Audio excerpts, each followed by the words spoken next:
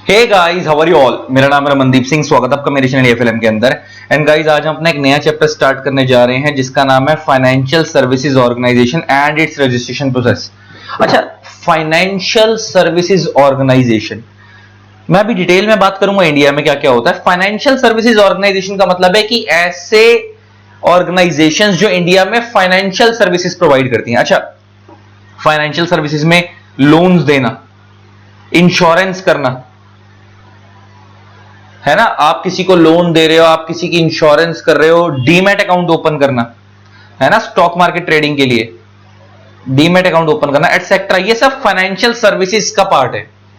तो इनके लिए ऑर्गेनाइजेशन कौन सी है इंडिया के अंदर? बैंक्स। लोन्स कौन देते हैं इंडिया के अंदर? बैंक्स देते हैं। इंश्योरेंस कौन करती है इंडिया के अंदर? इंश्योरेंस कंपनीज करती हैं। डीमैट अकाउंट कौन खोलते हैं इंडिया में? डिपॉजिटरी पार्टिसिपेंट्स खोलते हैं, डीपीज बोलते हैं इनको शॉर्ट में। जैसे आप लोगों ने देखा होगा अपस्टॉक्स हो गया, जीरोधा हो गया, है ना, आप लोग देखते हो पेटीएम मनी हो गया, ये सब डीपी हैं। अगर आपको स्टॉक मार्केट में ट्रेडिंग करनी है तो आपको पहले डीमैट अकाउंट खुलवाना पड़ता है, ये सब खोलते हैं। तो ये सब इंडिया में जो ऑर्गेनाइजेशन है कौन है? फाइनेंशियल सर्विस ऑर्गेनाइजेशन, जो फाइनेंशियल सर्विसेज प्रोवाइड कर रही है ना। और फाइनेंशियल सर्विसेज में क्या क्या आता है मैंने तुम्हें बता दिया एक शॉर्ट में। तो इंडिया में हमारे को अच्छा और भी चीजें आती हैं। NBFC, non banking financial companies, मतलब जो बैंक का, एनबीएफसी क्या है? जो बैंक का काम नहीं कर रही लेकिन फाइनेंस का काम कर रही है। जैसे example Muthoot finance. Muthoot finance क्या करती है? गोल्ड लोन देती है। तो ये बैंक नहीं है। अच्छा, बैंक का काम क्या होता है? बैंक अकाउंट ओपन करना, चेक बुक इशू करना, आप किसी को चेक काट के देते हो उस बैंक का, ये सब सर्विसेज बैंक में होती हैं, एनबीएफसी में नहीं होती। आपको सिर्फ लोन वगैरह चाहिए तो एनबीएफसी लोन दे देगी कोई चीज गिरवी रख के, लेकिन एनबीएफसी में बैंक अकाउंट ओपन करवाना, है ना, आपकी चेक बुक इशू करना, ये सब सिस्टम वहां नहीं होता। किसमें? एनबीएफसी में। तो ये सब भी किसके अंदर आती है? फाइनेंशियल लोन तो ये भी देती है, तो ये भी फाइनेंशियल सर्विस ऑर्गेनाइजेशन में ही आती है। हालांकि इस चैप्टर में जो हमारा मेन फोकस भी है ना वो इसी पे है। हमारा इस चैप्टर में ना तो बैंक पे फोकस है, ना इंश्योरेंस कंपनीज पे, ना डीबीज पे। मैं तुम्हें सिर्फ एक बताना चाह रहा था कि फाइनेंशियल सर्विस सेक्टर एक बहुत बड़ा सेक्टर है, और फाइनेंशियल सर्विस ऑर्गेनाइजेशन वो ही सारी ऑर्गेनाइजेशन है जो फाइनेंशियल सर्विसेज प्रोवाइड कर रही है। और फाइनेंशियल सर्विसेज में बहुत कुछ आता है, लेकिन इस चैप्टर के अंदर जो हम पढ़ने वाले हैं वो मेन फोकस हमारा एनबीएफसी के ऊपर होने वाला है, नॉन बैंकिंग फाइनेंशियल कंपनीज के ऊपर। तो इसको सबको स्टार्ट करने से पहले ना एक बेस बनवाता हूं तुम्हारा, फिर बुक से पढ़ेंगे। हमारे इंडिया में ना मेनली तीन तरीके की कंपनीज होती हैं।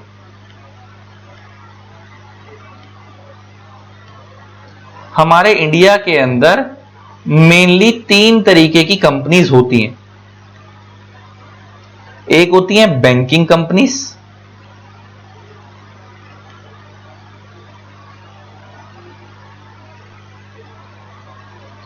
एक होती है non banking financial companies.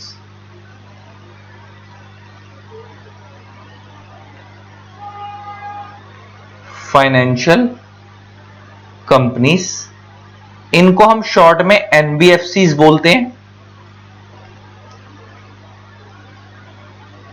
And एक होती है नॉन बैंकिंग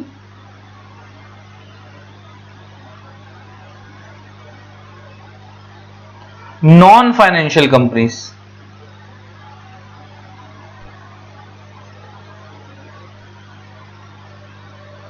मतलब ना बैंकिंग है ना फाइनेंशियल कंपनीज है, एनबीएनएफसीज बोलते हैं इसको। तो इंडिया में ना मेनली तीन तरह की कंपनी होती है। एक बैंकिंग कंपनीज, वो जो बैंकिंग, देखो दो फंक्शन होते हैं। बैंकिंग कंपनीज वो होती हैं जो बैंकिंग फंक्शंस भी करती हैं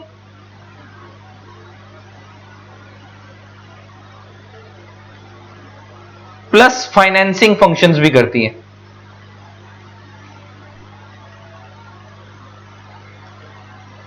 बैंकिंग कंपनीज कौन सी होती हैं? जो बैंकिंग फंक्शंस भी करती हैं प्लस फाइनेंसिंग फंक्शंस भी करती हैं। Banking functions example bank account open करना, आप लोगों का जो सेविंग अकाउंट वगैरह ओपन होता है पैसे वगैरह डालने के लिए, चेक बुक इशू करना,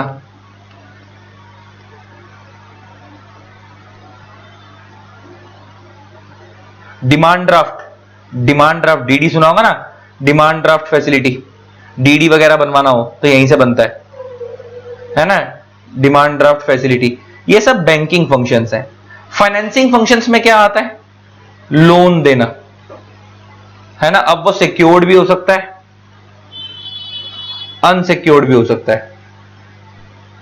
प्लस और फाइनेंसिंग फंक्शंस के अंदर क्या आता है, जो आपने पैसा बैंक में लगाया, जैसे आप बैंक के अंदर क्या कर रहे हो, आप अपना पैसा सेविंग अकाउंट में करवा रहे हो या बैंक में एफडी करवा रहे हो, तो बैंक उस सारे पैसे को क्या करता है, दो काम करता है, या तो उस पैसे से आपको लोन बांट देता है, आपसे पैसा लिया आगे लोगों को लोन में बांट दिया। अच्छा, आपको बैंक दे रहा है 6% के हिसाब से इंटरेस्ट, मान लो आपने बैंक में 10 लाख रुपए लगाया और बैंक आपको 6% रिटर्न दे रहा है, इंटरेस्ट दे रहा है, इसका मतलब बैंक आपको कितना दे रहा है 10 लाख के ऊपर 60,000 रुपए। अब बैंक उसी 10 लाख को किसी और को लोन पे दे देगा 12% पे, तो उससे कितना कमा रहा है वो 1,20,000 पे, तो 1,20,000 सामने वाले से लेगा, आपको 60,000 इंटरेस्ट देगा, बीच का 60,000 का बैंक का प्रॉफिट हो गया। तो बैंक किस तरीके से काम करता है, ये तो हो गया लोन वाले फंक्शन में। दूसरे होते हैं इन्वेस्टमेंट फंक्शंस। बैंक आपके पैसे लेकर पता है क्या करता है, आपके पैसे लेकर अलग अलग कंपनी के शेयर, अगर जो जितना पैसा उनके पास आइडल पड़ जाता है वो अलग अलग कंपनी के शेयर डिवेंचर में इन्वेस्ट कर देता है। यहां से पैसा लेकर अलग अलग कंपनी के शेयर्स में लगा दिया, डिवेंचर में लगा दिया, तो वहां से फिर वहां से भी वो इनकम कमाता है। शेयर्स में लगाएगा तो डिविडेंड मिलेगा, डिवेंचर्स में लगाएगा तो इंटरेस्ट मिलेगा, तो बैंक वहां से भी पैसा कमाता है, तो फाइनेंसिंग फंक्शन का पार्ट हो गए। तो ये तो हो गया इंडिया में बैंक्स, और बैंक्स इंडिया में बहुत सारे हैं, एसबीआई हो गया, पीएनबी हो गया, आईसीआईसीआई हो गया, एटसेट्रा। तो इंडिया में एक तो ये तरीके की कंपनीज बनती हैं। फिर और इनका क्या काम होता है समझ आ गया। अब आती है एनबीएफसीज, ये ओनली फाइनेंसिंग फंक्शंस करती हैं, नाम से क्लियर है ना, नॉन बैंकिंग फाइनेंशियल कंपनीज। मतलब ये बैंक वाला काम नहीं कर रही, मतलब ये बैंक अकाउंट ओपन करना, चेक बुक इशू करना, डीडी वगैरह बनाना, ये वाले काम नहीं करती हैं, फाइनेंस वाला काम करती हैं। कौन सा वाला काम करती हैं, ओनली फाइनेंसिंग फंक्शंस करती हैं। और फाइनेंसिंग फंक्शंस में क्या क्या आता है आपको पता है, लोन बांटना है ना, अलग अलग कंपनी के शेयर डिवेंचर में इन्वेस्ट करना, ये सब काम ये करती हैं, ये सब काम ये करती हैं। तो इनको हम बोलते हैं नॉन बैंकिंग फाइनेंशियल कंपनी, जो बैंक का काम नहीं कर रही लेकिन फाइनेंस का काम कर रही हैं। तो एक मिनट में रुक जाओ, इसको भी बोल्ड कर देते हैं, मतलब एक मिनट,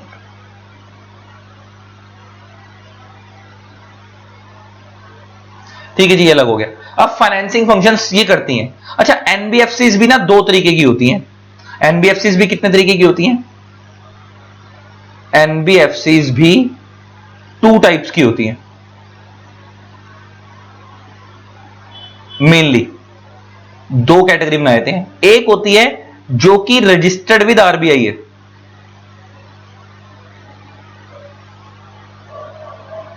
और एक होती हैं जो कि रजिस्टर्ड विद अदर रेगुलेटर्स है।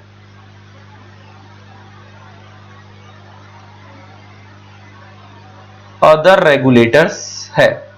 अब ये क्या है, मैं एग्जांपल लेके समझाता हूं तुम्हारे को। अच्छा, मैंने तुम्हारे को बोला एनबीएफसीज क्या है, जो बैंक का काम नहीं कर रही, फाइनेंस का काम कर रही हैं, तो ये एनबीएफसीज होती हैं। तो ये भी मैंने बताया 2 तरीके की होती है, एक वो जो आरबीआई के पास रजिस्टर्ड है, एक अदर रेगुलेटर। आरबीआई के पास रजिस्टर्ड है, एग्जांपल लेके बात करें मुथूट फाइनेंस,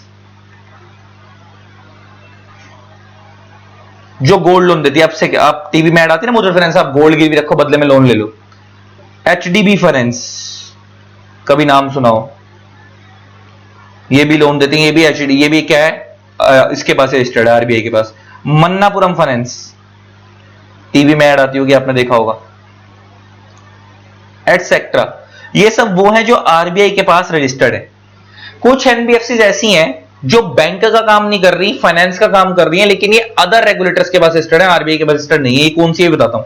अच्छा, बैंक्स तो कहां रजिस्टर होते हैं, बैंक्स का तो रेगुलेटर होता ही आरबीआई, ये तो होता ही किसके पास रजिस्टर्ड है, आरबीआई के पास।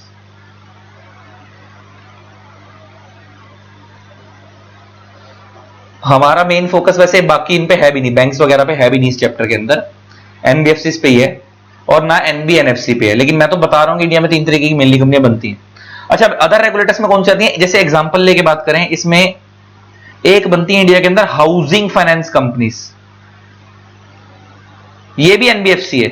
ये हर तरीके का लोन नहीं देती, ये सिर्फ मकान बनाने के लिए लोन देती है। जैसे आप बैंक के पास जाते हो तो बैंक हर तरीके का लोन देता है, मकान बनाने के लिए हाउसिंग लोन भी देता है ना। अगर आपको कोई सामान गिरवी रख के कार लेनी है तो कार लोन भी देता है, अगर आपको अपनी ज्वेलरी गिरवी रख के गोल्ड लोन लेना है तो वो भी देता है। बैंक बहुत सारे काम करता है। एनबीएफसी इंडिया में अलग अलग कैटेगरी की बनती हैं। अगर कोई एनबीएफसी गोल्ड लोन में डील कर रही है तो वो गोल्ड लोन में डील कर रही है, कोई एनबीएफसी हाउसिंग फाइनेंस का काम कर रही है तो बस हाउसिंग फाइनेंस का मतलब मकान के लिए ही लोन दे रही है। तो ऐसे से अलग अलग कैटेगरी की बनती हैं। कुछ होती हैं जो और हर तरीके के लोन भी देती हैं, लेकिन वो कम होती है। अच्छा, अब आती है हाउसिंग फाइनेंस कंपनीज। इनका जो ये जो हाउसिंग फाइनेंस कंपनीज इंडिया में बनती हैं, तो ये भी, अब ये बैंक का काम तो कर नहीं रही, ये भी फाइनेंस का ही काम कर रही है, लेकिन मकान बनाने के लिए लोन दे रही है या मकान खरीदने के लिए लोन दे रही है। ये इनका जो रेगुलेटर है वो आरबीआई नहीं है, इनका रेगुलेटर है एनएचबी। इनका रेगुलेटर कौन है? NHB, national housing bank. और आपने इंडिया में देखी भी होंगी, बहुत सारी हैं। जैसे शाहरुख खान की टीवी में ऐड आती है, अगर आपने देखा होगा, डीएचएफएल होम लोन्स की ऐड करता है वो, तो वो भी एक हाउसिंग फाइनेंस कंपनी है। और अगर आपने इंडिया के अंदर सुनी हो, अगर मैं हाउसिंग फाइनेंस कंपनी की बात करूं, एक होती है निधि कंपनीज। अच्छा, निधि कंपनीज क्या होती है, मैं तुम्हें अगर समझाऊं, देखो निधि का मतलब होता है सेविंग्स। कंपनी लॉ में भी आप लोगों ने इसके बारे में पढ़ा है, सेटिंग अप के पेपर में भी इसके बारे में पढ़ा है। निधि कंपनीज क्या करती हैं, जैसे ये एनबी निधि कंपनीज ऑल्सो एनबीएफसी, ये भी बैंक का काम नहीं कर रही, फाइनेंस का काम कर रही है। तो फाइनेंस का काम कर रही है मतलब लोन लेना, लोगों को लोन बांटना, लोगों से पैसे लेना, ये सारे काम जो एक नॉर्मल एनबीएफसी करती है वो ये सब करती है। लेकिन निधि कंपनी में और एक नॉर्मल फाइनेंस कंपनी में फर्क, एनबीएफसी में फर्क क्या है? अगर आप देखो, आप अगर नॉर्मल एनबीएफसी से लोन लेने जा रहे हो तो आप उस कंपनी के शेयर होल्डर हो या नहीं हो, उससे फर्क नहीं पड़ता। कोई भी एनबीएफसी, अगर मान लो मुथूट फाइनेंस पे लोन लेने जा रहे हो, तो आपको ये थोड़ी बोलेंगे आप पहले हमारी कंपनी के शेयर खरीदो, पहले शेयर होल्डर बनो तब आपको लोन देंगे। नहीं, आपको मुथूट फाइनेंस से गोल्ड लोन चाहिए, आप उनके पास गोल्ड गिरवी करो, बदले में लोन ले लो। लेकिन निधि कंपनी ऐसा नहीं करती। निधि कंपनी लोन खाली अपने मेंबर्स को देती है, आउटसाइडर से डील नहीं करती। तो अगर आप निधि कंपनी के अंदर अगर आप उसका लोन लेना चाहते हो और उसके पास कोई चीज गिरवी रखवाना चाहते हो, तो अगर आपको उसका पहले शेयर होल्डर बनना पड़ेगा, आप उसके मेंबर बनोगे तभी वो आपको लोन देगी, वरना नहीं देगी। तो निधि कंपनी नॉर्मल एनबीएफसी से हट के ये आउटसाइडर को लोन नहीं देती, इसलिए इनके ऊपर आरबीआई के लोन नहीं लगते। मैंने बोला ना, रेगुलेटेड इंस्टीट्यूट अदर रेगुलेटर का मतलब है कि इनके ऊपर आरबीआई के लोन नहीं लग रहे, ये अपने रेगुलेटर से रेगुलेट हो रही है। और निधि कंपनीज का जो इंडिया में रेगुलेटर है वो है MCA, ministry of corporate affairs, से कंपनी एक्ट में बनती है। और एग्जांपल लेके बात करूं, स्टॉक ब्रोकिंग कंपनीज, इंडिया में जो स्टॉक ब्रोकर्स होते हैं, इनका काम क्या होता है? अलग अलग कंपनी के शेयर डिवेंचर में इन्वेस्ट करना। और मैं तुम्हारे को अभी बताया था कि अलग अलग कंपनी के शेयर डिवेंचर में इन्वेस्ट करना, इन्वेस्टमेंट फंक्शन भी किसका पार्ट है? फाइनेंसिंग फंक्शन का ही पार्ट है। और वो कौन करती है? एनबीएफसी करती है। और इसके लिए इंडिया में रेगुलेटर कौन है? सेबी। ये सेबी के पास रजिस्टर होती है। तो इससे आपको एक चीज समझ आ रही है कि ये भी बैंक का काम नहीं कर रही है, सारी फाइनेंस का काम कर रही है, लेकिन इनके रेगुलेटर अलग है, आरबीआई के पास रजिस्टर नहीं हो रही। और हमारा जो मेन फोकस है ना, वो एनबीएफसी पे ही है इस चैप्टर के अंदर, भले ही फिर वो आरबीआई के पास रजिस्टर वाली हैं या भले फिर वो अदर रेगुलेटर के पास रजिस्टर वाली हैं। हमारे को दोनों तरीके की पढ़नी है इस चैप्टर में, लेकिन मेन फोकस हमारा, और उसमें भी मेनली आरबीआई वाली पे ही है, लेकिन स्टिल हम अदर वाली के बारे में भी थोड़ा बहुत पढ़ेंगे इस चैप्टर में, लेकिन बैंक्स के बारे में और एनबीएनएफसी के बारे में तो पढ़ेंगे ही नहीं। फिर तीसरी कंपनी कैटेगरी कौन सी आती है? NBNFC, non banking non financial companies. तो ये वो कंपनी है जो ना बैंक का काम कर रही है ना फाइनेंस का काम कर रही है, दोनों में से कोई भी काम नहीं कर रही, नॉर्मल काम कर रही है। एग्जांपल आईटी कंपनीज, इन्फोसिस हो गई, विप्रो हो गई, है ना, ऑटोमोबाइल कंपनीज, मारुति हो गई,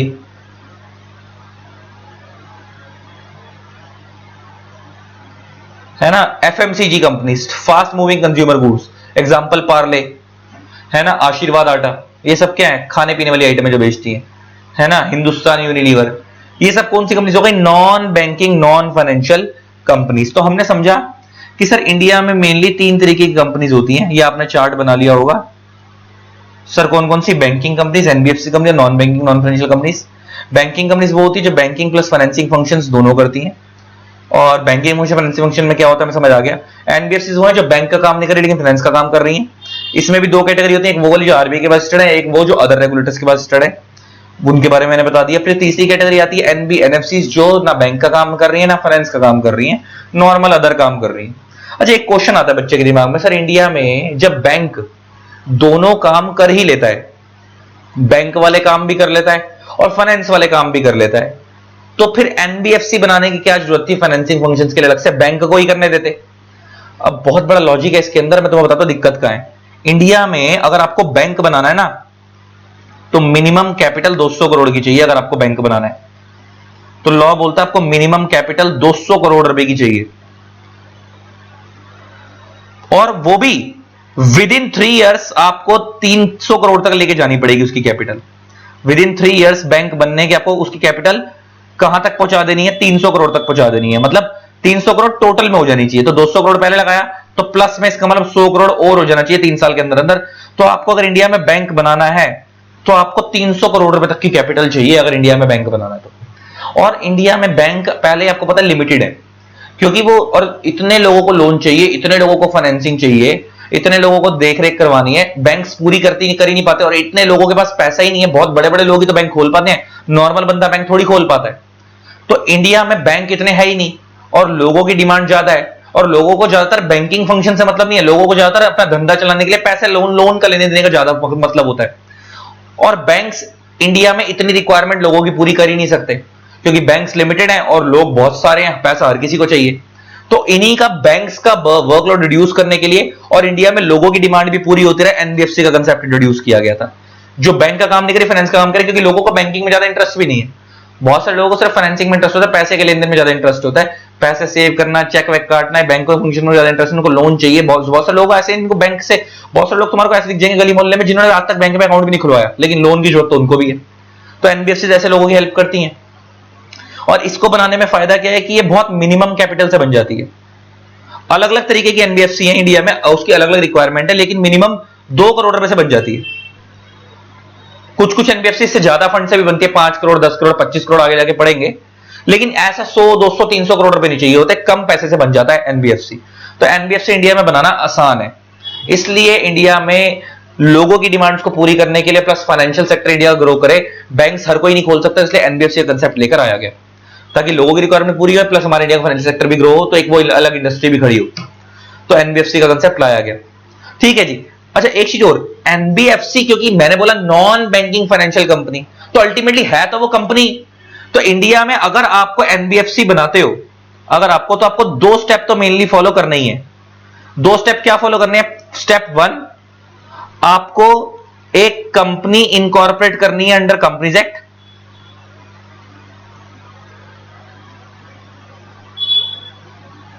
तो पहले वो एक कंपनी बनेगी as per companies act 2013। And step 2, आपको obtain licence from RBI, licence from RBI to work as an NBFC.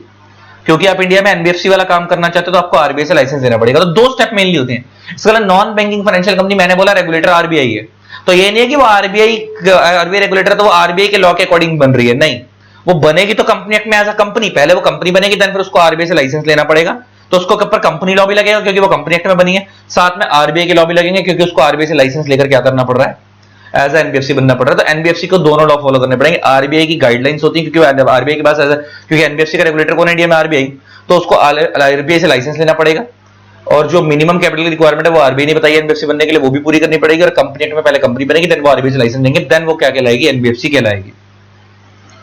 ठीक है ना? तो ये आपका एक बेस बन गया, जो मैंने एक जनरल समझाना था कि इंडिया में कितने तरह की कंपनियां होती हैं, कैसे कैसे वर्क होता है, और हमारा मेन फोकस इस चैप्टर में कहां पे रहेगा, वो सब आपको समझ आ गया। अब इसको बुक से पढ़ते हैं और देखते हैं क्या कह रही है।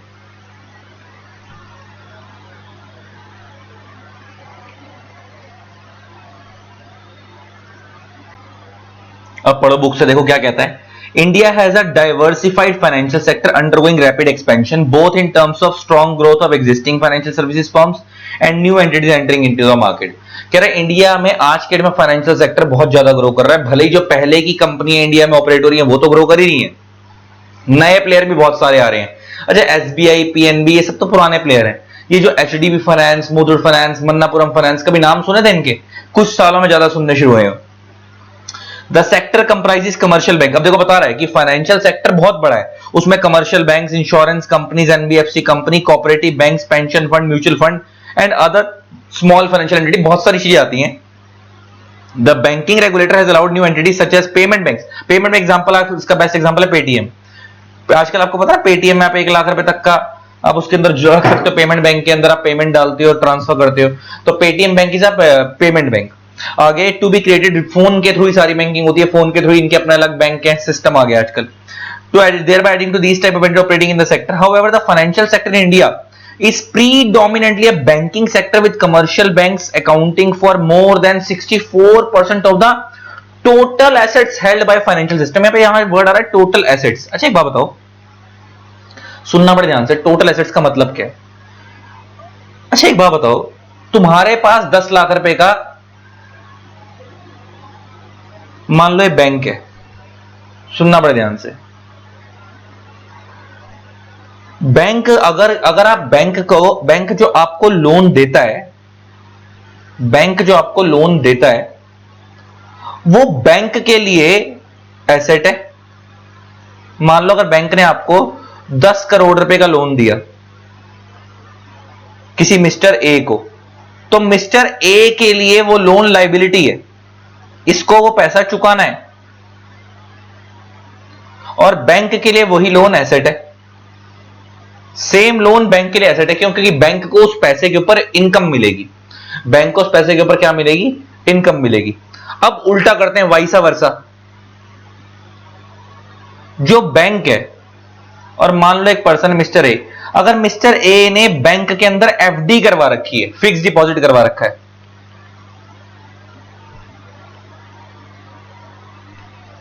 मान लो इसने 10 करोड़ रुपए की एफडी करवाई है, 10 करोड़ रुपए की एफडी करवा रखी है, तो मिस्टर ए के लिए ये एफडी एसेट है, क्योंकि अब मिस्टर ए को बैंक इंटरेस्ट देगा, और बैंक के लिए ये एफडी क्या है? लायबिलिटी है। बैंक को ए को इस एफडी के ऊपर क्या करना पड़ेगा? 10 करोड़ के ऊपर इंटरेस्ट देना पड़ेगा ए को। तो अल्टीमेटली इंडिया के अंदर वैसे भी सारा पैसे का लेन देन, अब यहां पे जो बोल रहा है ना एसेट, तो यहां पे एसेट किसको बोल रहा है? ये लोन को बोल रहा है, पैसे को। तो कुछ एसेट बैंक के पॉइंट ऑफ व्यू से, कुछ एसेट इनके पॉइंट ऑफ व्यू से, हमारे पॉइंट ऑफ व्यू से। हम जो पैसा बैंक में लगाते हैं एफडी की फॉर्म में, बैंक में सेविंग अकाउंट में जो पैसा रखते हैं, बैंक उसके ऊपर हमारे को इंटरेस्ट देता है, तो वो हमारे लिए एसेट है, बैंक के लिए लायबिलिटी है। और जो हम बैंक से लोन वगैरह की फॉर्म में पैसा लेते हैं, वो हमारे लिए लायबिलिटी, हमें चुकाना है, हम उसके ऊपर इंटरेस्ट चुकाएंगे, बैंक के लिए वो एसेट है। अच्छा, इंडिया में अगर कोई मेजरली, अगर मैं किसी बंदे की बात करूं, आपके और मेरे पॉइंट ऑफ व्यू से बात करूं, तो इंडिया में ना हमारे पास, मान लो अगर मैं मिस्टर ए नाम का बंदा है, इसके पास 10 करोड़ रुपए पड़े हुए हैं कैश में, तो इसके पास बहुत सारे रास्ते हैं, ये इस पैसे को कहां कहां लगा सकता है? ये अलग अलग किसी बैंक के अंदर एफडी वगैरह की फॉर्म में लगा सकता है, ये किसी इंश्योरेंस कंपनी के अंदर लगा सकता है, इंश्योरेंस वगैरह करवा सकता है, ये स्टॉक होता है ना, बहुत बड़ी बड़ी प्रीमियम प्लान आते हैं, इंश्योरेंस एलआईसी प्लान आते हैं, बहुत बड़े बड़े करोड़ रुपए के आते हैं, वो करवा ली। ये किसी कंपनी के शेयर्स, डिबेंचर्स में इन्वेस्ट कर सकता है, डिबेंचर्स में इन्वेस्ट कर सकता है, ये म्यूचुअल फंड्स में इन्वेस्ट कर सकता है, फंड्स में इन्वेस्ट कर सकता है, एटसेट्रा। तो मतलब ये बहुत सारी जगह पे इन्वेस्ट कर सकता है। मतलब एक बंदे के पास अगर पैसा है तो ये अच्छे सारी फाइनेंशियल सेक्टर हैं, ये सब फाइनेंशियल सेक्टर की बात कर रहा हूं मैं। हमने बोला ना फाइनेंशियल सेक्टर कौन सी, फाइनेंशियल सेक्टर एंटिटीज कौन सी हैं जो फाइनेंशियल सर्विसेज प्रोवाइड कर रही हैं, सब फाइनेंशियल सर्विसेज हैं। तो एक बंदा इन फाइनेंशियल सर्विसेज के अंदर बहुत सारी जगहों पे इन्वेस्ट कर सकता है, लेकिन वो कहता है आज भी लोग 64% पैसा बैंक में लगाते हैं। मतलब मेरे लिए तो, अगर बैंक में लगा रहा हूं तो मेरे लिए एसेट हो गया ना। तो 64% लोग इंडिया के आज भी बैंक के अंदर ही पैसा लगाते हैं, बाकी जगहों पे नहीं लगाते, क्योंकि लोगों को बैंक, लोग हमारे, अच्छा हमारे इंडिया के लोगों की मेंटालिटी पता है क्या है? रिटर्न थोड़ी कम कमा लेंगे लेकिन सेफ जगह पे लगाओ, पैसा सेफ जगह पे लगाओ। म्यूचुअल फंड में तो आप टीवी में ऐड देखते हो, सीधा ऐड आती है, mutual fund investments are subject to market risk, read all information related documents carefully. Subject to market risk का मतलब क्या है? मार्केट में गो अपवर्ड्स, मार्केट में गो डाउनवर्ड्स।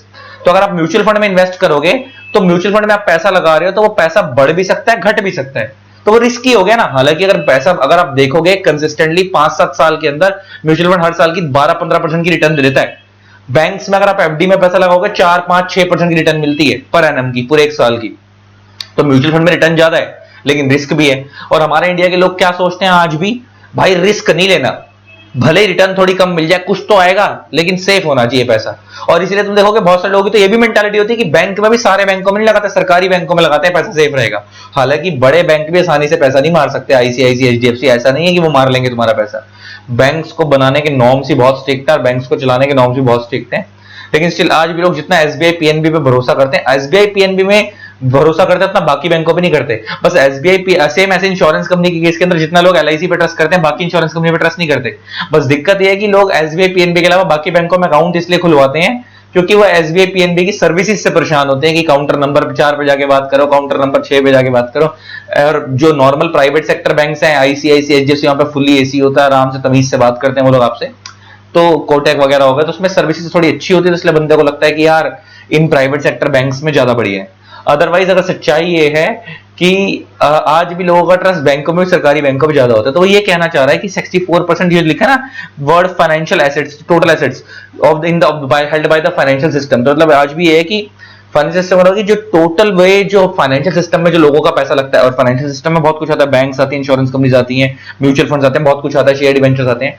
अपना कोई भी बंदा इन्वेस्टमेंट करता है उसमें टोटल लोगों की इंडिया में जितनी भी इन्वेस्टमेंट है उसमें 64% इन्वेस्टमेंट इन सेक्टरों के अलावा, मतलब अगर टोटल इन सबको मिलाकर अगर 100% है तो 100% में से 64% सिर्फ बैंक्स वगैरह में लगता है पैसा लोगों का जो है, 64% लगता है यहां, और बैलेंस जो पैसा है सारा का सारा वो कहां लगता है, 36% यहां, ऐसे कहना चाह रहा है वो। ठीक है जी, तो लोग इन जगहों पे कम इन्वेस्ट करते हैं, बैंक्स में ही लोग आज भी प्रीडोमिनेंटली ज्यादा इन्वेस्ट करते हैं। कह रहा है गवर्नमेंट ऑफ इंडिया, आगे बढ़ते हैं, कहता है जी government of India has introduce several reforms to liberalize, regulate and enhance this industry. Enhance का मतलब इंक्रीज। गवर्नमेंट ऑफ इंडिया ने बहुत सारे मेजर्स लिए ताकि ये फाइनेंशियल सेक्टर इंडिया को और ग्रो करे। आपको पता है इंडिया में फाइनेंशियल सेक्टर ग्रो होने के आज भी बहुत चांस है। इवन आप स्टॉक मार्केट को भी देखोगे तो सर्वे आ रहा था कि बहुत ना के बराबर 1% लोग भी प्रॉपरली स्टॉक मार्केट में इन्वेस्ट नहीं करते, अगर हम ओवरऑल पॉपुलेशन की बात करें इंडिया की। तो अगर हम स्टेट वाइज बात करें, बड़ी बड़ी दिल्ली, मुंबई, कोलकाता, बेंगलोर, बड़े बड़े शहरों के हिसाब से बात करें तो यहां की तो बहुत सारी पॉपुलेशन इन्वेस्ट करने लगी है। लेकिन अगर हम ओवरऑल 130 करोड़ 140 करोड़ की आबादी के हिसाब से, पॉपुलेशन के हिसाब से अगर हम बात करें तो आज भी एक आसानी तमीज से 1% लोग भी ढंग से इन्वेस्ट नहीं करते स्टॉक मार्केट वगैरह के अंदर। तो इंडिया में अभी भी इस इंडस्ट्री को ग्रो करने के लिए बहुत सारे मेजर्स लिए जा रहे हैं। फाइनेंशियल सेक्टर ग्रो हो, लोग इन्वेस्टमेंट करना सीखें। आज भी लोग ना सेविंग को ज्यादा फोकस करते हैं, इन्वेस्टमेंट पे कम। आज भी तुम गांव वगैरह में जाओगे तो वो लोग बैंकों में पैसा नहीं रखते, अपने घरों में अलमारी के अंदर, बेड के अंदर सेविंग करके रखते हैं। उन्हें ये नहीं समझ आता कि पैसा 10 साल बाद जो उनका 1 लाख है वो 10 साल बाद उसकी वैल्यू 1 लाख की 1 लाख नहीं रहेगी, और वही पैसा अगर बैंक वगैरह में लगा दो तो रिटर्न देगा, तो पैसा कमा के देगा। लेकिन स्टिल आज भी लोग सेविंग्स पे, बड़े शहरों को छोड़ दो तो इन्वेस्टमेंट वगैरह का फोकस छोड़ के, अदरवाइज छोटे शहरों में आज भी लोग तकिए के नीचे औरतें पैसे रख के सोती हैं, बेडों के नीचे रख के सोती हैं, छुपा के अलमारियों में रखती हैं, ताकि उनको लगता है कि जितना पैसा यही बहुत है। तो कह रहे हैं इंडिया में बड़े सारे मेजर्स लिए गए हैं आरबीआई के द्वारा और गवर्नमेंट के द्वारा, ताकि ये इंडिया में फाइनेंस एनबीएफसी सेक्टर ग्रो करे। कह रहे हैं इंडिया में बहुत सारी तरीके की एनबीएफसी होती हैं। एक नॉर्मल एनबीएफसी, एक होती है एसेट रिकंस्ट्रक्शन कंपनी, एआरसी बोलते हैं, इनके बारे में पढ़ेंगे। एसेट रिकंस्ट्रक्शन कंपनी अभी शॉर्ट में बताया था, बाकी डिटेल में आगे जाके इसके बारे में बात करेंगे। जैसे मान लो बैंक है, बैंक ने आगे लोन बांटा हुआ है, अब बैंक का वो लोन रिकवर नहीं हो रहा, जैसे बैंक बहुत सारे लोगों को लोन बांट देता है, अब कितने लोग बैंकों के लोन का डिफॉल्ट कर लेते हैं, तो जब वो लोन रिकवर नहीं हो पाता तो इंडिया में ये एसेट रिकंस्ट्रक्शन कंपनी उस लोन को रिकवर करवाने में हेल्प करती है। इनका काम ये होता है। Micro finance institution, micro finance मतलब बहुत छोटा फाइनेंस। जब गली मोहल्ले में सब्जी वाले होते हैं, सब्जी लगाते हैं, रिक्शे वाले हो गए, इनको बहुत छोटे लेवल का फाइनेंस चाहिए होता है, बड़े लेवल का फाइनेंस नहीं चाहिए होता, छोटे मोटे अमाउंट का लोन चाहिए होता है। तो माइक्रो फाइनेंस इंस्टीट्यूशन ये भी एनबीएफसी ये छोटे छोटे लोन देती है, इनके बारे में भी आगे जाके पढ़ेंगे। और कह रहे हैं इंडिया में एनबीएफसी प्राइवेट सेक्टर में भी है, गवर्नमेंट सेक्टर में भी, हर तरीके की है। और कह रहे हैं इंडिया में एनबीएफसी कई तरीके की है। हाउसिंग फाइनेंस नॉर्मल एनबीएफसी हैं, जो मैंने बताया, मुथूट फाइनेंस वगैरह वगैरह। हाउसिंग फाइनेंस कंपनी जो डीएचएफएल शाहरुख खान वाला बताया। एसेट रिकंस्ट्रक्शन क्या करती है मैंने तुम्हारे को बता दिया। माइक्रो फाइनेंस छोटे मोटे लोन देती है, मैंने बता दिया। निधि कंपनीज, इनके बारे में बताया था, खाली मेंबर से लेन देन करती है पैसे का। कह रहे हैं इंडिया में बहुत सारी क्या है एनबीएफसी हैं जो कि मोबिलाइजेशन करती है। मोबिलाइजेशन का मतलब होता है मूवमेंट, और डिस्पर्सल का मतलब होता है डिस्पैच ऑफ फंड्स, मतलब पैसे की हेराफेरी और पैसे की मूवमेंट कौन करती है, ये सब करती हैं। और विद द एडवेंट, एडवेंट का मतलब होता है जन्म, टेक्नोलॉजी जैसे जैसे ग्रो कर रही है, तो कह रहा है पेमेंट बैंक्स आ रहे हैं, पेटीएम, गूगल पे, फोन पे, बहुत सारी चीजें आ गई हैं। तो कह रहा है धीरे धीरे फाइनेंशियल सेक्टर इंडिया के अंदर क्या कर रहा है, ग्रो करना शुरू हो गया है। तो अब हम इनको बुक से पढ़ना शुरू करते हैं। Now let us examine these financial service organisation some in detail. अब ये क्या मतलब है, बड़े ध्यान से सुनना, यू विल लव इट, मजा आएगा। क्या बोलता है ये, अच्छा लगेगा, अभी देखते हैं।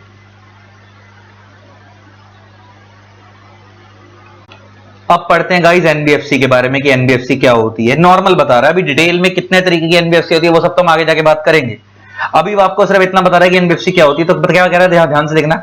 A non banking financial company is a company, पहले तो यहीं रुक जाओ, registered under the company act 2013 और under any earlier enactment. Earlier enactment मतलब आपको पता होगा इंडिया में कंपनी एक्ट 2013 आने से पहले और भी बड़े सारे कंपनी लॉ थे। उससे पहले कंपनीज एक्ट 1956 था, अगर आपको याद हो, मैंने कंपनी लॉ में जिक्र करा है। कंपनीज एक्ट 1913 था उससे पहले 1800 की सदी में भी बहुत सारे थे, एटसेट्रा। तो कह रहा है कि कोई भी कंपनी अगर इंडिया में पहले वो एज अ कंपनी बनी हुई है, तो पहले मैंने तुम्हारा क्या बताया था, पहले उसे एज अ कंपनी बनाना पड़ेगा, देन उसके बाद आपको क्या करवाना पड़ेगा, उसको आरबीआई से लाइसेंस लेना पड़ेगा, तो वो एनबीएफसी बन जाएगी। मैंने बताया था 2 स्टेप होते हैं, कि बताए थे ना ये 2 स्टेप कि अगर आपको एनबीएफसी बनानी है तो 2 स्टेप क्या क्या है। पहले आप उसे एज अ कंपनी बनाओ, इनकॉर्पोरेट करके अंदर कंपनी एक्ट में। हो सकता है कि आपने इस वाले कंपनी एक्ट में बनाई, हो सकता है आपने कंपनी पहले से बना रखी हो पुराने वाले कंपनी एक्ट में। और दूसरा, अब आपको एनबीएफसी बनानी तो आपको क्या करना पड़ेगा, आरबीआई से लाइसेंस ऑब्टेन करना पड़ेगा कि आप एनबीएफसी बनना चाहते हो। आगे, और आपका काम क्या होगा, engage in the business of loans advances. आपको पता है एनबीएफसी लोन देती है। मैंने तुम्हारे को acquisition of share, stocks, bonds, और मैंने आपको ये बताया था कि वो आप जो पैसा लगाते हो तो उस पैसे से वो दूसरी कंपनी के शेयर डिवेंचर खरीदती है। वो गवर्नमेंट जो सिक्योरिटी इशू करती है, जैसे आपने सुना होगा लोकल अथॉरिटीज, जैसे म्युनिसिपैलिटीज वगैरह के म्युनिसिपल बॉन्ड्स आते हैं, आपको पता होगा बॉन्ड्स आते हैं municipal bonds, just like debenture ही होते हैं, बस इसको गवर्नमेंट इशू करती है। और ये सर, ये लोकल अथॉरिटी हो गई। और आपको पता होगा स्टेट गवर्नमेंट के, सेंट्रल गवर्नमेंट के भी बॉन्ड्स आते हैं, zero coupon bonds, treasury bill, treasury papers, सुने थे ना वो। तो ये इन सब में भी पैसा लगाती है। प्लस इसके अलावा chit fund business, insurance business, ये सब काम करती है। But does not include any institution whose principal business that of agriculture activity, industrial activity, purchase और sale of any goods other than securities. अच्छा, यहां पे अदर देन सिक्योरिटी क्यों लिखा, क्योंकि आपको पता होगा, अगर आपको लोगों ने सेल ऑफ गुड्स एक्ट पढ़ा हो तो वहां पे शेयर डिवेंचर जो होते हैं वो भी गुड्स ही माने जाते हैं।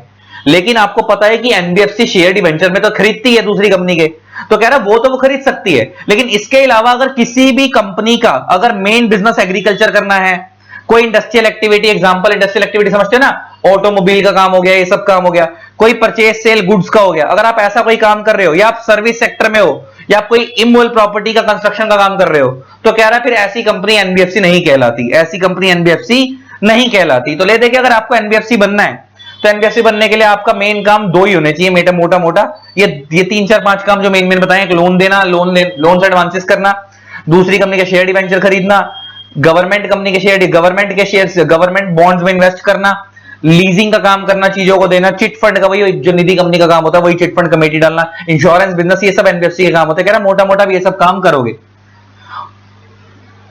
आगे क्या बोलता है, NBFC which is a company has principal business of receiving deposits under any scheme or arrangement in one lump sum or instalment by way of contribution in any other manner is also NBFC. इसको हम residuary NBFC बोलते हैं। अच्छा, वैसे देखो एक काम क्या होता है, अभी तुम्हारे को बता रहा है रेजिडरी नॉन बैंकिंग कंपनी का मतलब क्या, तो मैं समझाता हूं। देखो नॉर्मली एनबीएफसी का काम ना लोन देना होता है, लोन लेना नहीं होता। जैसे बैंक क्या करता है आपको पता है, आपको पहले बैंक से कंपेयर करवाता तभी लाइन समझ आएगी। बैंक क्या करता है आपको पता है, जैसे बैंक क्या करता है, जैसे मान लो मिस्टर ए है, मिस्टर बी है, अगर मान लो ये बैंक के अंदर एफडी वगैरह में या सेविंग अकाउंट ओपन कर कर अगर पैसा रखना चाहते हैं, फंड्स लेना चाहते हैं, अगर ये एनबीएफसी को देते हैं, बैंक को देते हैं अगर ये लोग, तो दे सकते हैं। अच्छा, इसके ऊपर बैंक इनको क्या देगा, 6% पर एनम के हिसाब से मान लो इंटरेस्ट दे देगा। वो एग्जांपल लेके बात कर रहा हूं। अब बैंक क्या करेगा, इसी पैसे को फर्दर आगे लोन की फॉर्म में बांट देगा, लोन की फॉर्म में बांट देगा। मान लो उसने किसी मिस्टर जेड को दे दिया वो लोन, और उससे वो इंटरेस्ट चार्ज करेगा 12% के हिसाब से, इंटरेस्ट चार्ज करेगा at the rate 12% per annum. और ये जो 12 माइनस 6% होगा, ये जो 12% माइनस 6% होगा, ये बैंक का प्रॉफिट होगा।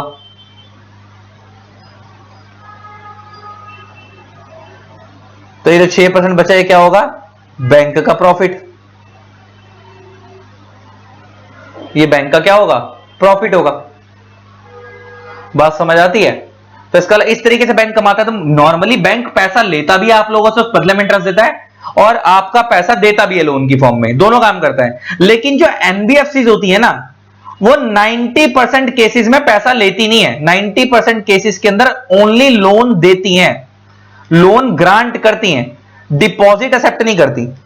डिपॉजिट एक्सेप्ट मतलब जो आप एफडी वगैरह की फॉर्म में पैसा अगर लगाते हो जैसे बैंक में, वो नहीं करती। 90% एनबीएफसी खाली लोन देने का काम करती है, बदले में आपसे कोई चीज गिरवी रखवाती है।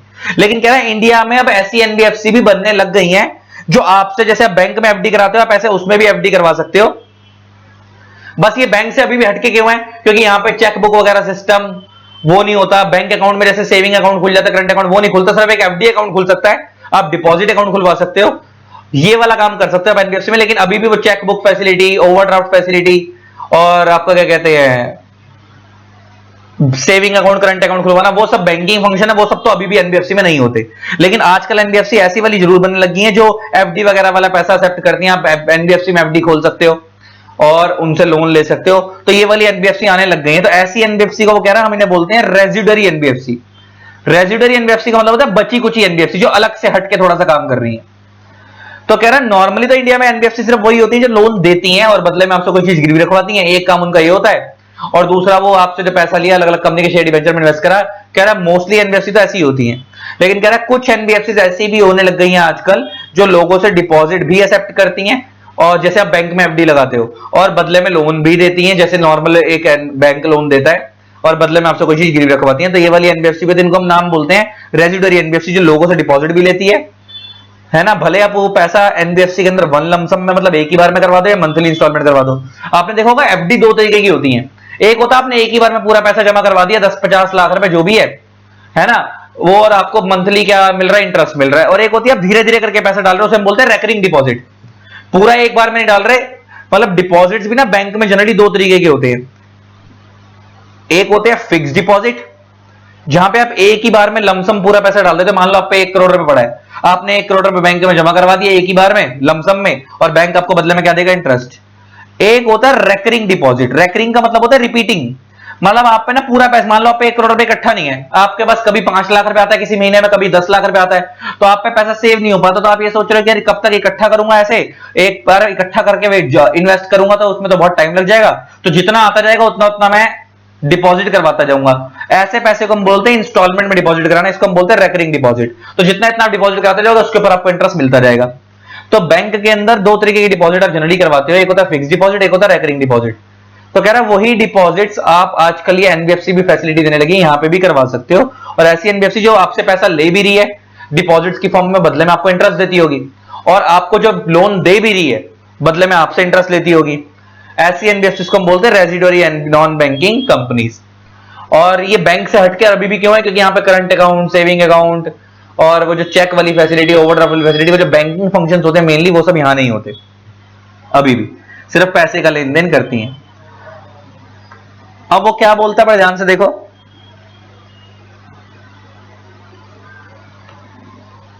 Financial activity as principal business is when a company's financial assets constitute more than 50% of the total assets and income from financial asset constitute more than 50% of the gross income। अब इसका क्या मतलब है, बड़ा ध्यान से सुनना, मैं तुम्हें क्या समझा रहा हूं। अभी हमने ऊपर पढ़ा ना कि आपकी एनबीएफसी कब मानी जाएगी, जब आपका मेन बिजनेस फाइनेंशियल एक्टिविटी करना हो। अगर आपका प्रिंसिपल बिजनेस क्या हो, फाइनेंशियल एक्टिविटी करना। और फाइनेंशियल एक्टिविटी कब कहलाएगी, कह रहा है अगर आपके ओवरऑल एसेट्स के अंदर आपकी 50% से ज्यादा की इन्वेस्टमेंट फाइनेंशियल एसेट्स में। अच्छा, फाइनेंशियल एसेट्स का मतलब क्या होता है, शेयर्स, डिबेंचर्स वगैरह में इन्वेस्ट करना। एंड आपको जो मोर देन 50% इनकम जनरेट होती है वो उन्हीं फाइनेंशियल एसेट जनरेट होती है। अच्छा, जब आप शेयर्स में इन्वेस्ट करोगे तो आपको डिविडेंड मिलेगा, और जब आप डिबेंचर में इन्वेस्ट करोगे तो आपको इंटरेस्ट मिलेगा। तो अब ये क्या कह रहा है मैं तुम्हें समझाता हूं, इसे हम 50-50 टेस्ट भी बोलते हैं। जैसे मान लो एक कंपनी है एक्स लिमिटेड, एक कंपनी है एक्स लिमिटेड, ये मान लो एक्स लिमिटेड की बैलेंस शीट है, ये बैलेंस शीट है। अच्छा, बैलेंस शीट में आपने देखा होगा कॉलम कैसे बना होता है, लायबिलिटी, अमाउंट, एसेट्स, अमाउंट, ये बैलेंस शीट है। अब एसेट साइड पे मान लो इस कंपनी का कैश पड़ा हुआ है 20 करोड़ रुपए का। मान लो इस कंपनी के पास फिक्स्ड एसेट्स पड़े हुए हैं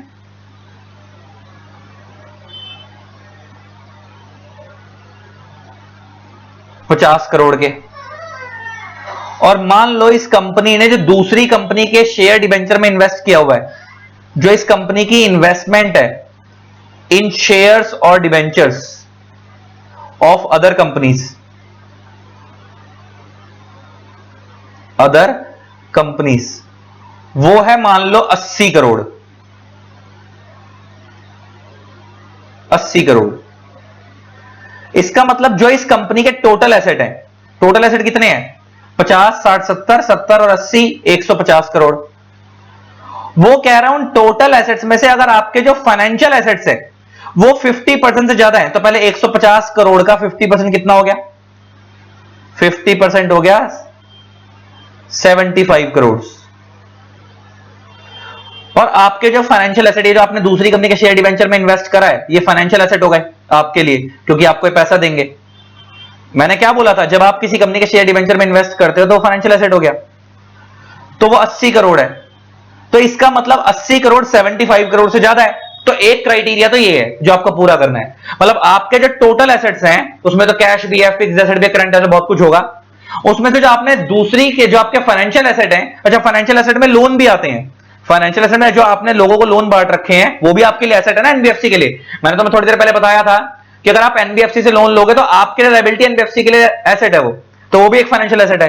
तो अगर आपके फाइनेंशियल एसेट जो आपके टोटल एसेट है उसके 50% से ज्यादा है, एक क्राइटेरिया ये है, प्लस जो आपको टोटल इनकम आती है।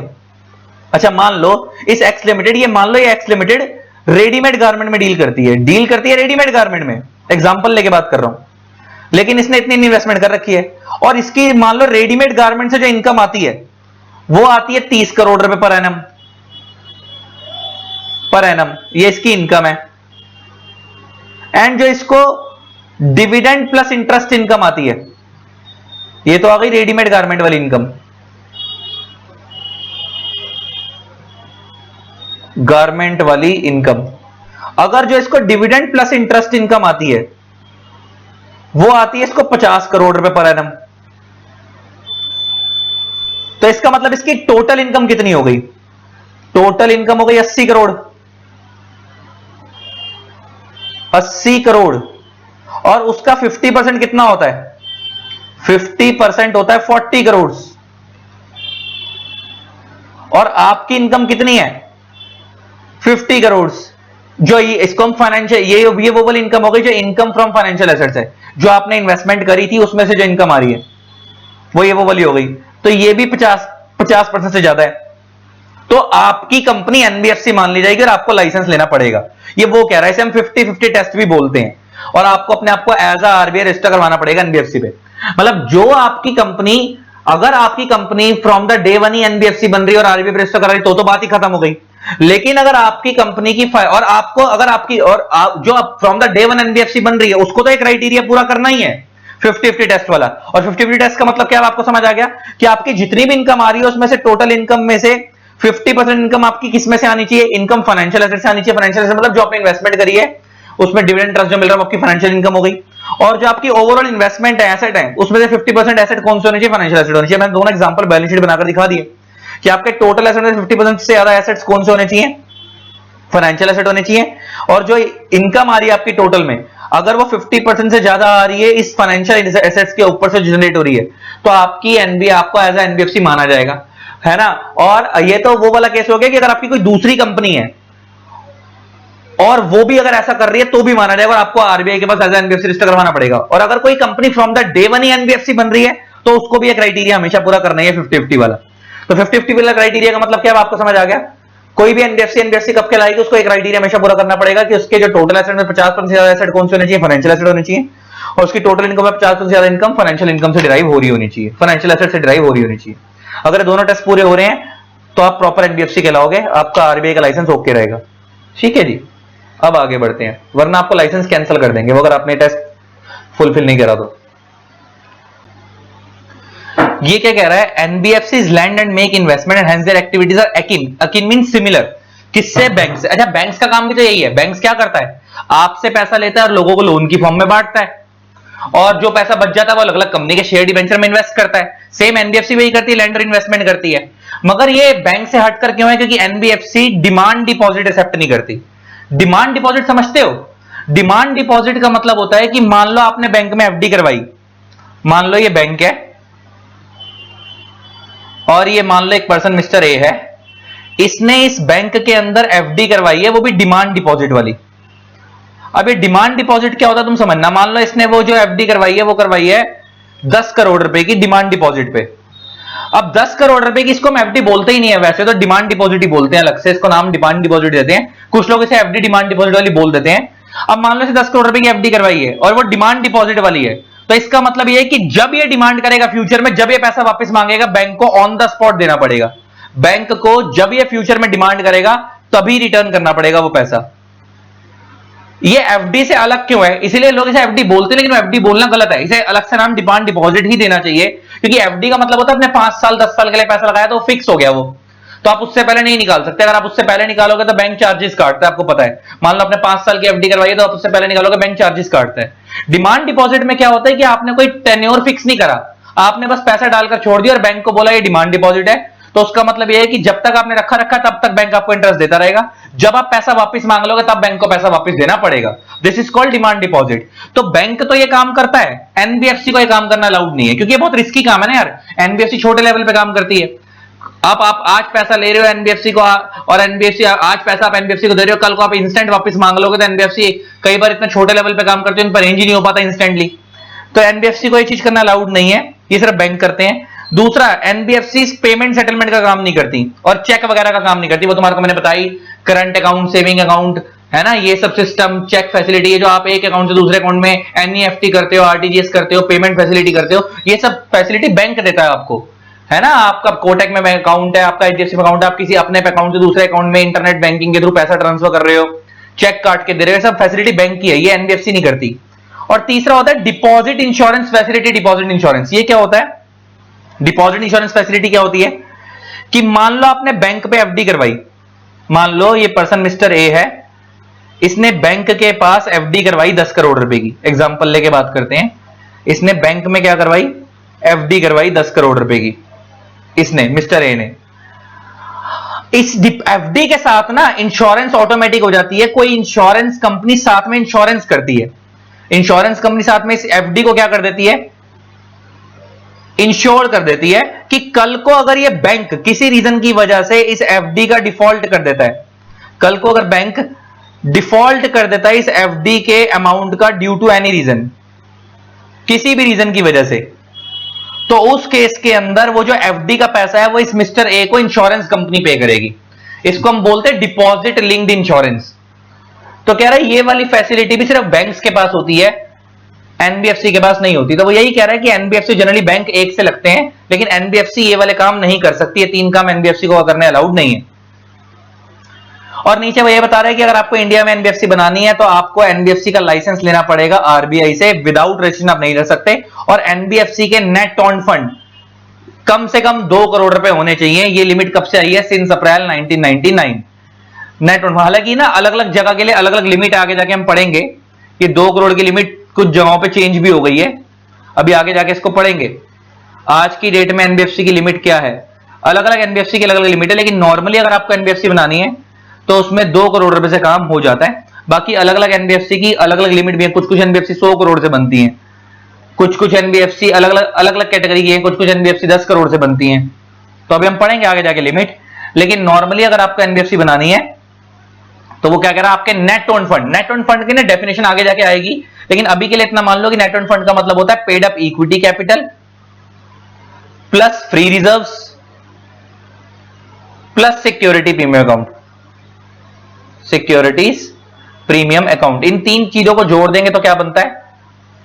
नेट ऑन फंड बनते हैं। तो कह रहा है अगर आपको इंडिया में एनबीएफसी बनाने हैं तो आपके नेट ऑन फंड कम से कम 2 करोड़ रुपए होने चाहिए और आपके पास एनबीएफसी का लाइसेंस होना चाहिए आरबीआई से लिया हुआ, तभी आप बना सकते हो। और मैं अभी नीचे और बता रहा है, कह रहा है लेकिन कुछ ऐसी एनबीएफसी भी हैं जो एनबीएफसी हैं लेकिन उनको डुअल रजिस्ट्रेशन लेने की जरूरत नहीं है, उनको 2 लॉ फॉलो करने की जरूरत नहीं है, उनके ऊपर आरबीआई के लॉ नहीं लगेंगे। Example venture capital fund, merchant banking, ये सब सेबी के पास रजिस्टर होती है, तो इनको ये नहीं फॉलो करने।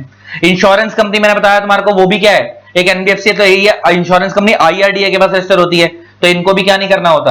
आरबीआई का लाइसेंस नहीं लेना। निधि कंपनी है, मैंने तुम्हारे को बताया था इनका रेगुलेटर एमसी है, तो ये क्या इनका अलग से रेगुलेटर एमसी है, तो ये कंपनी एक्ट में रजिस्टर होती है, एमसी इनका रेगुलेटर है, तो ये भी एनबीएफसी है, लेकिन इसको आरबीआई का लाइसेंस नहीं लेना होता। इसके अलावा हाउसिंग फाइनेंस कंपनीज, मैंने तुम्हारे को बताया था कि इसका रेगुलेटर अलग से कौन है? NHB, national housing bank. ये स्टार्टिंग में बताया ना, सारा चार्ट बनवाकर तुम्हारे को पूरा स्टार्टिंग के अंदर ही, कि एनबीएफसी भी 2 तरीके की होती है, एक जो कंपनी एक्ट में बन रही है, सॉरी एक जो आरबीआई के अकॉर्डिंग रजिस्टर हो रही है, और एक वो जो अपने अपने एक्ट रजिस्टर हो रही है अदर रेगुलेटर्स के थ्रू। मैंने बताया था कि हाउसिंग फाइनेंस कंपनीज एनएचबी के पास होती है, निधि कंपनी एमसी के पास, स्टॉक ब्रोकर सेबी के पास, इंश्योरेंस कंपनीज तुम यहां पे ऐड कर सकते हो इरडा के पास, वो भी एक एनबीएफसी, लेकिन वो किसके पास रजिस्टर होती है? इरडा के पास। तो कह रहा है जो अपने अपने रेगुलेटर के पास register, insurance regulatory development authority, IRDA की फुल फॉर्म क्या है? Insurance regulatory development authority.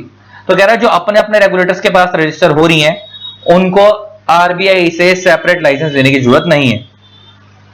तो अब क्या रहा है, इंडिया में फाइनेंशियल सर्विस ऑर्गेनाइजेशन कई तरीके की होती है। एक वो वाली एनबीएफसी है जो आरबीआई के थ्रू रेगुलेट होती है, एक वो वाली एनबीएफसी है जो अदर रेगुलेटर्स के पास रेगुलेट होती है, जैसे एक हाउसिंग फाइनेंस एनएचबी के पास, merchant banking stock broking SEBI के पास, Nidhi companies mutual benefit companies MCA के पास, chit fund company state government के पास, इंश्योरेंस कंपनी इरडा के पास। प्लस फिर एक और कैटेगरी आती है non banking non financial companies. ये वो कंपनी हो गई जो ना बैंक का काम करे ना फाइनेंस का काम करे, इनको नॉर्मली सिर्फ एमसीए रेगुलेट करता है। इसका बेस्ट एग्जांपल क्या था, मैं तुम्हारे को बताया था example IT companies, automobile companies, ये सब क्या है जो ना बैंक का काम कर रही है ना फाइनेंस का काम कर रही है, तो ये तो नॉर्मल कंपनीज हैं, तो इनका रेगुलेटर कौन है, सिर्फ एमसीए, वही इनको देखता है। अब आती है types of categories of NBFC, इसकी कितने तरीके की होती हैं, अब उनके बारे में हम पढ़ेंगे डिटेल के अंदर, तो ज्यादा चीजें क्लियर हो जाएंगी। आई होप आपको यहां तक बेस क्लियर हो गया। इसको types of categories of NBFC को अगली क्लास से करेंगे, ठीक है। आज के लेक्चर में खत्म करते हैं। इसी तरीके से वीडियोस को प्यार देते रहें। Keep supporting. Thanks a lot, bye bye, love you all, Tata.